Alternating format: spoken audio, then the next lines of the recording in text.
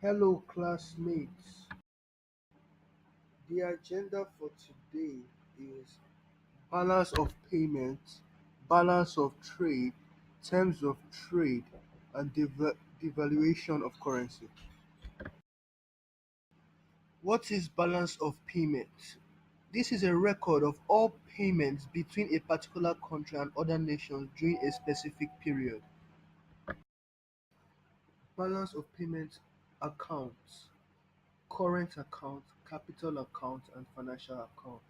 Then we should go to the video for better explanation.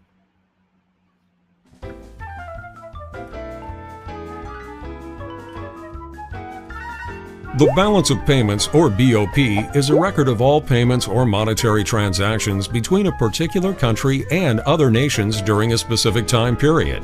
It provides a useful glimpse into the economic relationships between different countries around the world. The BOP account is broken down into three separate categories. The current account includes any exchange of finished goods and services, such as tourism, for consumption purposes. When Nali Nation sells goods or services to Gali Galaxy, the payments made to Nali are recorded as a credit to Nali's BOP and a debit to Gali's BOP account. The capital account tracks movement of capital going in and out of a country for investment purposes. When a Gallian migrates to Nali Nation, the items of value he moves into the nation with him represent a credit to Nali's account and a debit to Gali's BOP account.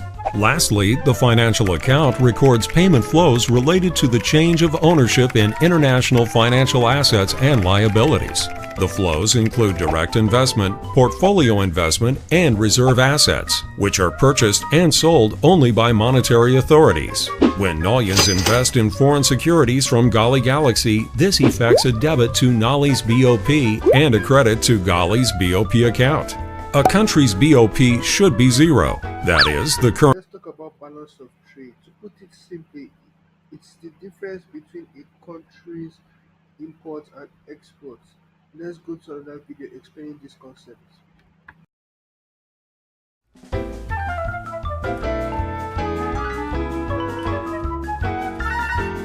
The balance of trade is the difference between a country's imports and exports. A trade deficit occurs when a country buys or imports more goods from other countries than it sells or exports.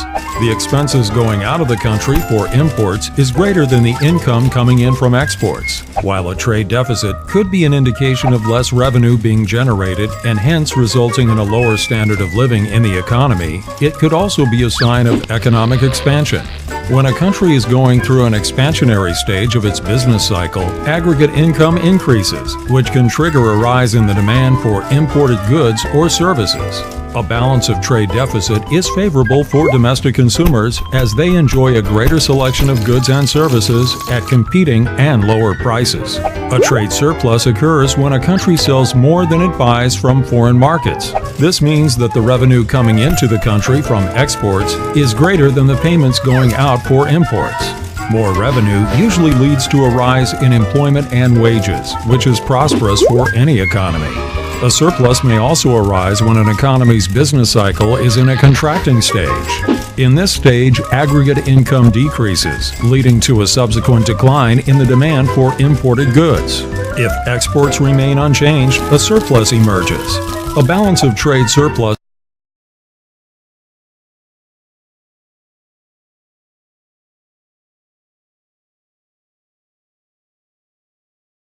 Created using Powtoon.